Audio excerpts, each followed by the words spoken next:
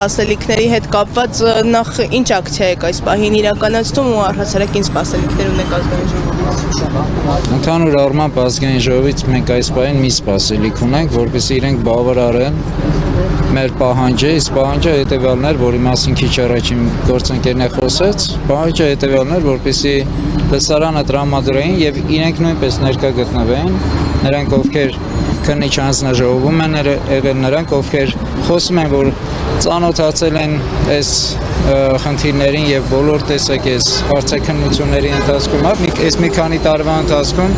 եւ պատկերացնում են իրավիճակը, պատկերացնում են խնդիրները, որտեղից են ծագել եւ ինչ են եղել, որտեղ մեր պահանջը 44 օրյա պատերազմի քննիչ հանձնաժողովից զեկույցը հրապարակելու նպատակը հենց դրանում էր, որպեսզի հասկանալ առաջի հերթին ինչպես եղավ որ մենք այսքան պայքարից հետո չի հրապարակվում այդ զեկույցը, ինչու է։ Ես գիտեք ոնց, ես կարող եմ տարբեր կարծիք հայտնել, բայց մեզ պետք է որ հասկանանք իրենց կարծիքը, իրենց պատճառաբանությունը եւ ի վերջո հասնել նրան, որ սա հրապարակվի։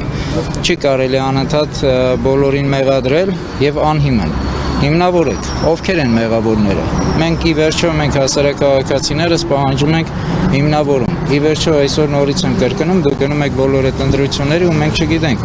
Գիտեք, sense սովորություն կա։ Ազգային գաղափարի ներքո բոլորը համախմբվում են։ Իբր ազգային գաղափարներ են տարածում տարբեր տեղերում, բայց նույն ժամանակ սեղմելով ազգադավերի ձեռքը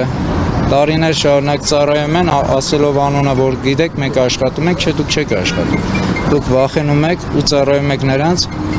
ովքեր վախենում են Թուրքից։ Եվ դուրս է գալիս նրանց դեմ, ումից թուրքերն են վախենում։ Գիտեք, այդ մարդիկ հետո գալիս են, դառնում են իբր ընդդիմադիրներ եւ փորձում են տարբեր կարծիքներ եւ գաղափարներ տարածել հանրության մեջ եւ դրանով իսկ թույլատնում հանրության ազգային մտածելակերպը, ազգային ոգին ու ընդհանրապես պայքարի ոգին են թույլատնում եւ հավատը ընդհանուր առմամբ փրկության ի վերջո այս իրավիճակից։ Օնիկ Գասպարյանը հայտարարեց, որ ինքը պատրաստ է գալ ազգային ժողովում, իհարկե փակ լինի այդ լսումները եւ այն մարդիկ մասնակցեն, ովքեր կարող են փակ ինֆորմացիային, գաղտնի ինֆորմացիային տիրապետել։ Հիմա դուք ինչ եք կարծում, մենք հնարավոր է տեսնենք, որ ամենայն դեպս լսումներ կազմակերպվի, թե եւ Օնիկ Գասպարյանը ներկա լինի, թե առաջնորդվենք այն ուղղորդմամբ, որ Անդրանիկ Քոչարյանը ասաց, որ արդեն իսկ քննիչ հանձնաժողովի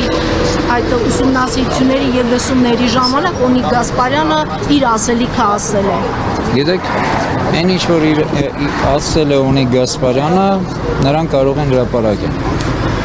Այն ինչ որ Օնիկ Գասպարյանը պատրաստ է խոսելու, միգուցե եւ շատ ավելի լայն։ Ես գիտեք, լինելով ռազմի մարդ,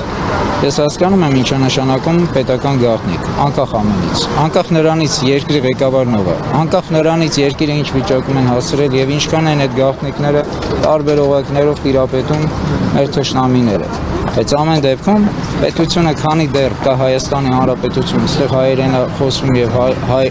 հայերեն է գրվում, ուրեմն դեռ կա որոշակի հույս փրկության։ Հակառակ դեպքում ինչ են բոլորը գնում ընտրությունների ծառայելու թուրքերին։ Պետական գաղտնիքը հաշվի առնելով, բայց բացի պետական գաղտնիքից կա հնարավորություն հանրայնացնելու այն ամեն ինչը, որպեսզի մեղավորներին եւ պատճառները կարողանալ ի հայտ բերել։ Ես վստահ եմ, որ նույն Օնիկ Գասպարյանը պատրաստ է խոսելու եւ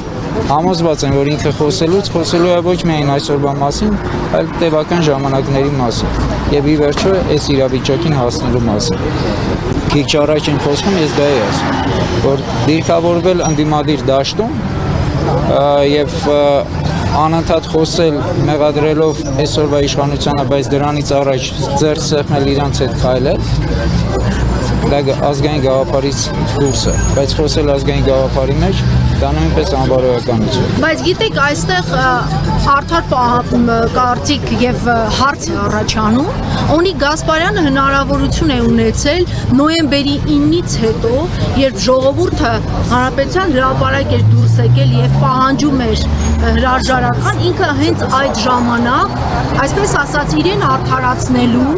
եւ ցույց տալու այն ինչը որ եղել է, հայ, եթե ինքը ասում է հիմա պատրաստ է, այդ հնարավորությունը տրվել էր Օնիկ Գասպարյանին հենց նոյեմբերի 9-ից հետո։ Ինչու հենց նոյեմբերի 9-ից հետո մենք Օնիկ Գասպարյանին չտեսանք Հանրապետության հրապարակում եւ այսքան տարի, արդեն 5 տարի անցել է, որևէ անգամ մենք Օնիկ Գասպարյանի կողմից չենք տեսել ոչ գրառում, ոչ ինչ-որ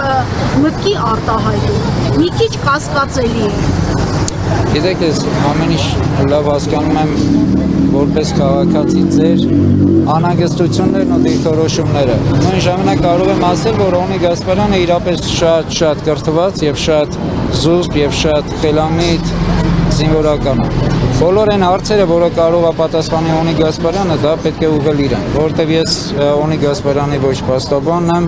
ոչ իր տեղը պետք է խոսեմ։ Ես կարող եմ միայն մի բան ասել, որ նույն տեսակետից 20 թվականի նոյեմբերի 9-ից հետո ձևավորվել էր ազգային փրկության շարժումը, հիշում եք։ Եվ ես այդ շարժման անդամներից մեկն եմ,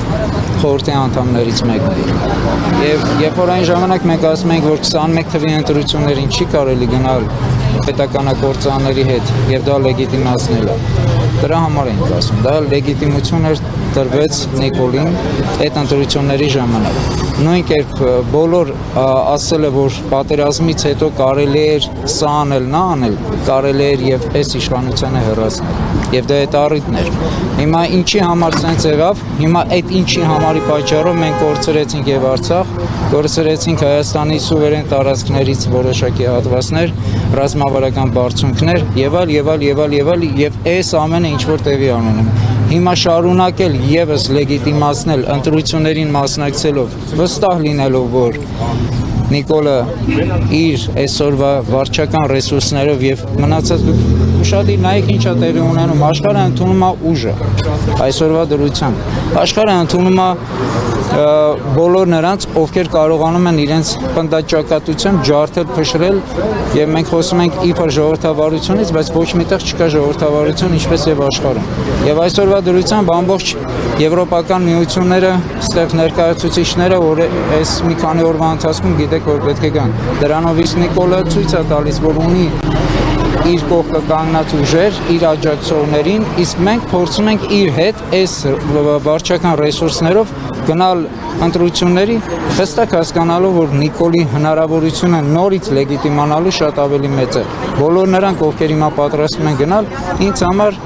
շատ մեծ կասկած է, արդյոք իրենք պատրաստվում են երկիրը փրկել, թե չէ։ Երկրի փրկությունը նորից եմ կրկնում, ինչպես սրանք եկել են փողոցով, նույն կերպ փողոցով պետք է հեռացնել։ Եվ դա սահմանադրական իրավունք է։ Եվ այդ իրավունքը իրականացնելու համար սա ամենաուղիղ ճանապարհներից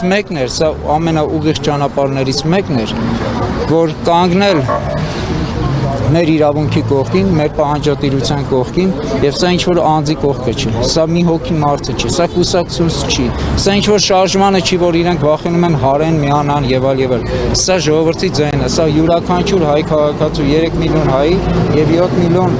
Սփյուռքում գտնվող հայրենակիցների, որտեղ յուրաքանչյուրին ասա վերաբերվում։ Հայաստանի պետության կործանումը, հայ ժողովրդի մասնատումը սա յուրաքանչյուրին է վերաբերում։ Եվ սրան միանալ եւ դարձնել այդ, որ ասում են 17,000 ունեն, 27,000 ունեն, 50,000 ընտրողներ ունեն, 10% են հավաքել, 8%, 20%, դա եթե ձայների բաժանում եք, պատկերացրեք ինչ քանի տասնյակ հազարավոր ձայներ են։ Այդ տասնյակ հազարավորներով եթե մենք դուրս եկանք փողոց, Նիկոլ չէ, Նիկոլի պապն է լինի, ձեր բռնած բոլորին հեռու։ Ձեզ նույնպես։